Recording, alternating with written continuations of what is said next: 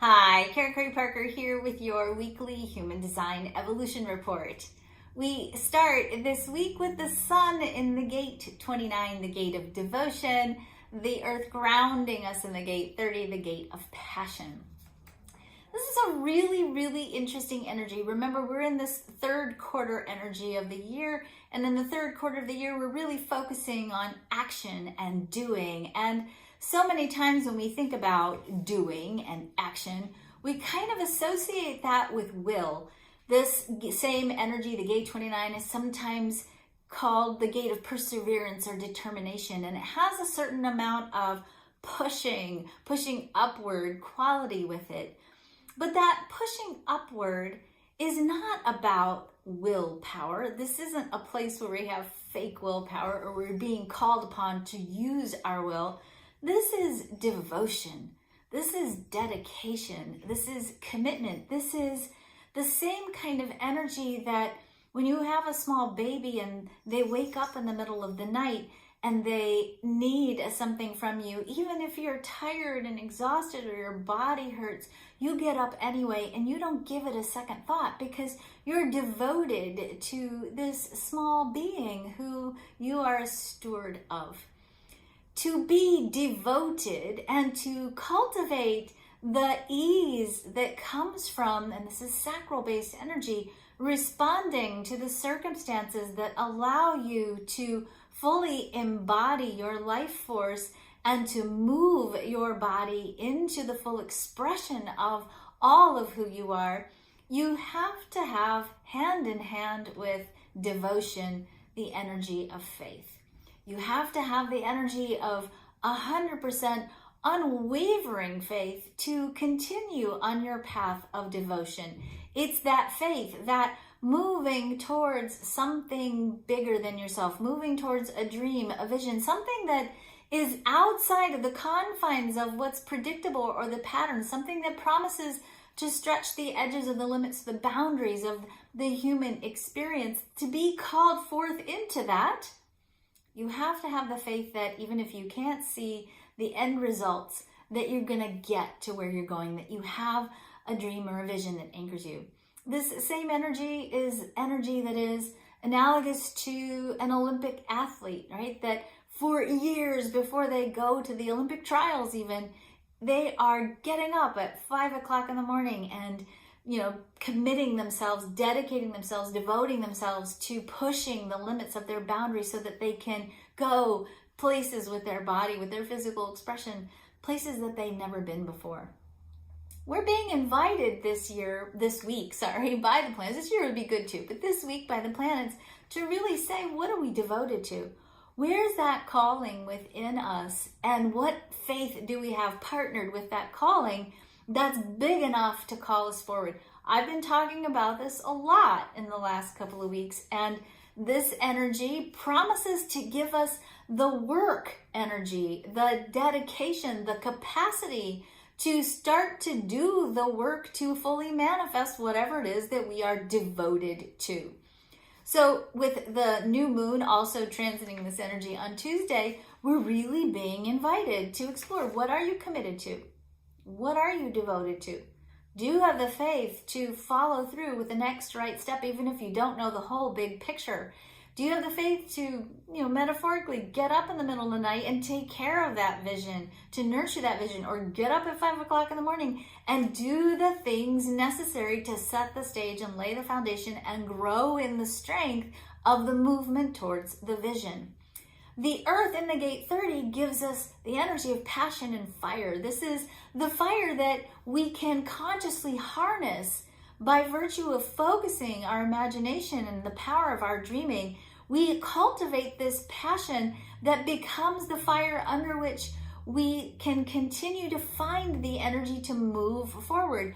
Passion grounds us. The passion that we have for wherever we are headed gives us the ability to deepen ourselves, root ourselves into the next right step, the next fulfillment of our devotional path.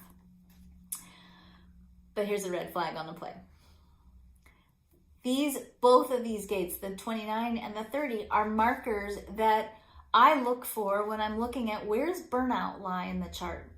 I find that these two gates oftentimes correlate with burnout, and that burnout comes from a lot of different places. So let's explore burnout for a minute, because certainly while we're in the midst of this week, and certainly while we're in the midst of this year, definitely this year, the need for self-sustenance, for nourishment, for self-care, for restoration, for making sure that we are creating in alignment with what's really true and right and good is vital in order for us to sustain our energy. If you have committed to something you don't really want to be committed to because you said yes, maybe to prove your lovability or to prove your value, or because it's an old pattern that you were entrained into, and so now you're saying yes to a bunch of things that you really don't want to say yes to, and now because your plate is so full, you're so overcommitted, you can't really say yes to the things you long to say yes to. This is a big source of burnout, I would say, especially for women. If you have failed to commit, failed to find that thing that's big enough to call you forward. And by the way, let me just add here, that thing that calls you forward, it doesn't have to be your job. Okay, I think we really have to give up this do what you love and the money will follow thing.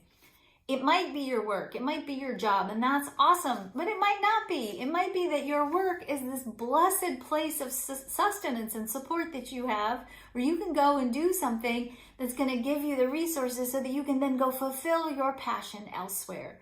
Don't think you're failing because your job isn't your passion.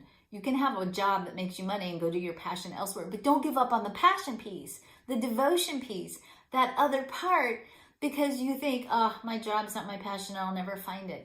I think a lot of times we burn out because we quit.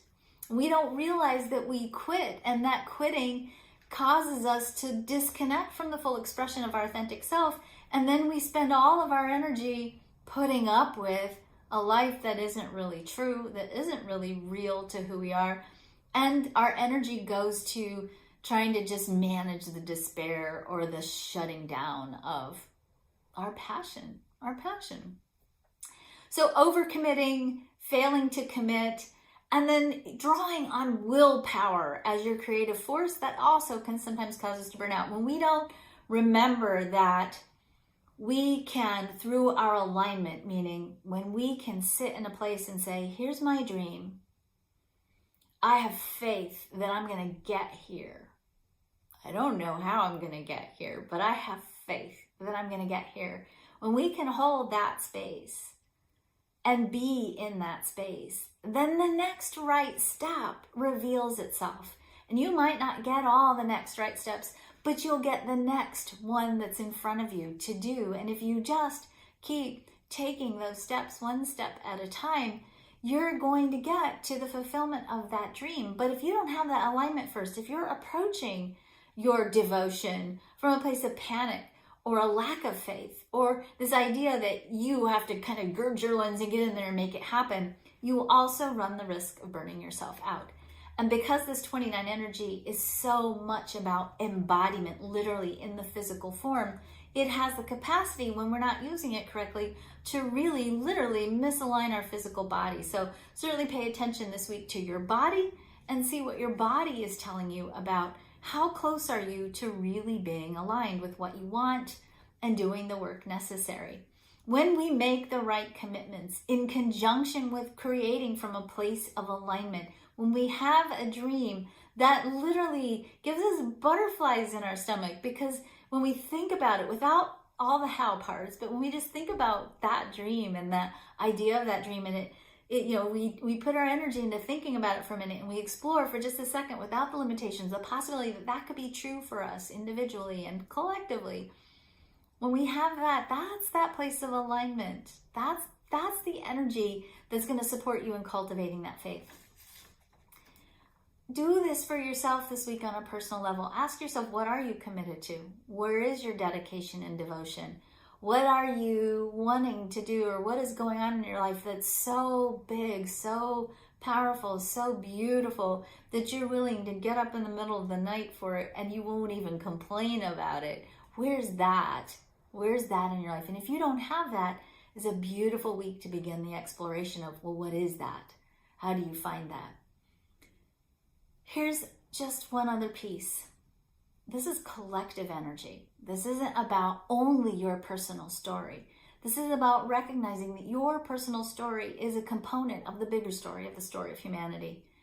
Those places where you, with your own life as the canvas of self-expression, those places where you paint on that canvas, when you live from that place of being willing to explore those things that are bigger than you, that call you forward, and you actually work towards that story, you bring yourself to that place of experience, of that bigger expansion of you, that story gets added to the story of what's possible for everyone else.